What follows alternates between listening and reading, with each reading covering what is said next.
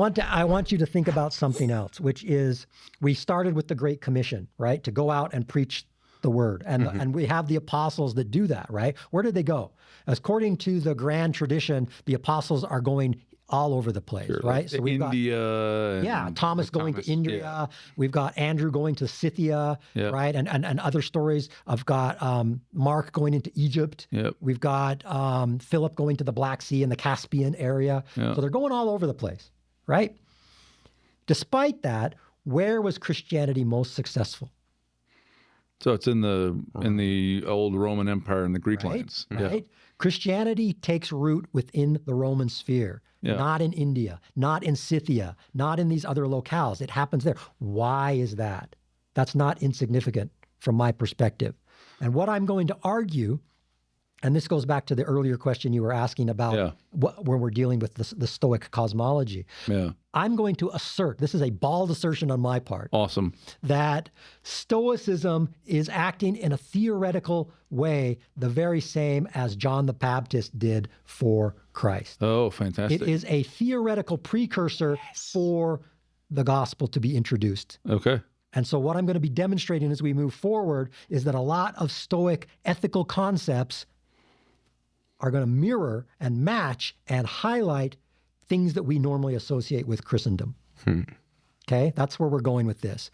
So to start with that idea, I want to think about the concept of love from a Greek perspective. Now, there are 8 different words for love in Greek. Wow. Okay? Oh. So there's eros, which you know, right? Which is romantic. Brad knows it. Yeah, Brad knows that well. I can see it in his eyes. Very familiar with that one. Yes.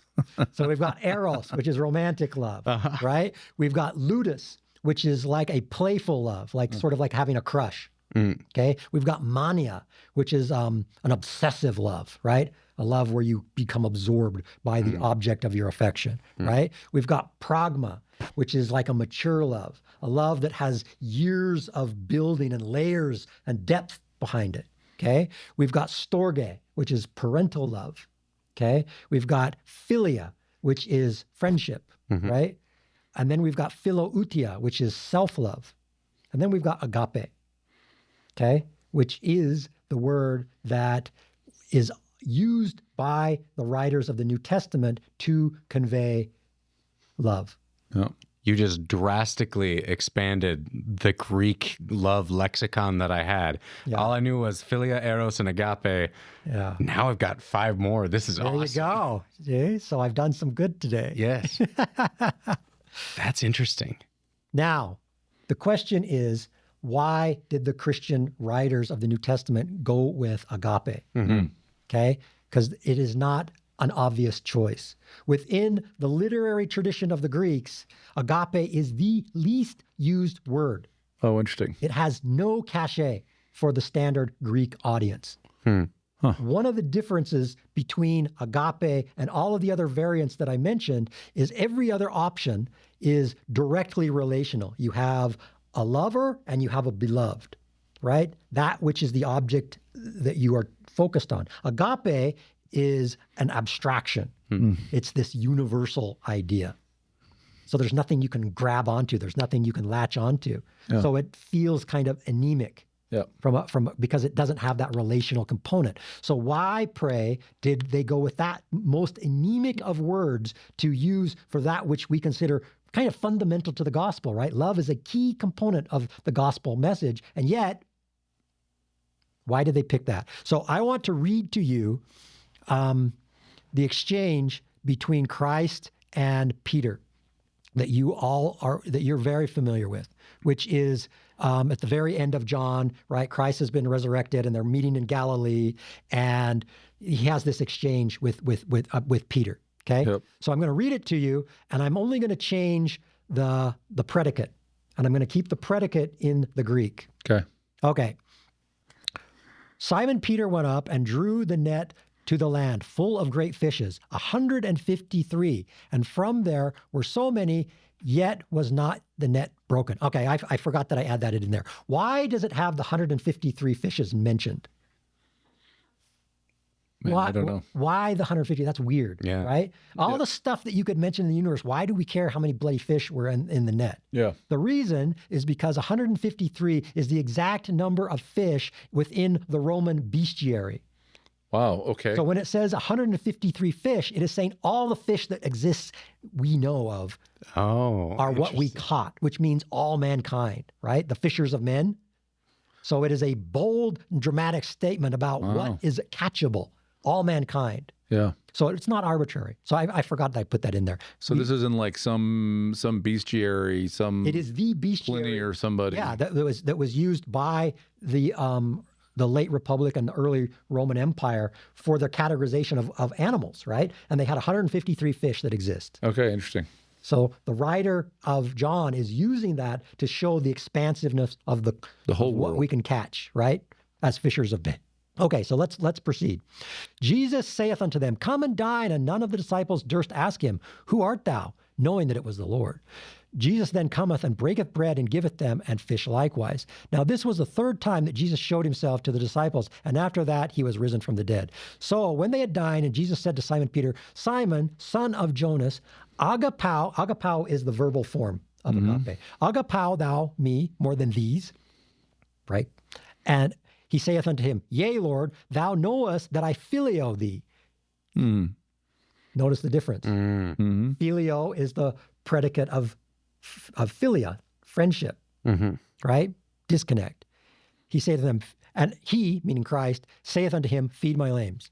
He saith unto him again a second time, Simon, son of Jonas, agapao thou me? He saith unto him, Yea, Lord, thou knowest that I phileo thee. Again, the disconnect. He saith unto him, Feed my sheep. And he said unto him a third time, Simon, son of Jonas, phileo thou me? Peter was grieved because he said unto him a third time, Phileo thou me? And he said unto him, Lord, thou knowest all things. Thou knowest that I phileo thee. Jesus said unto him, Feed my sheep. Notice the change there.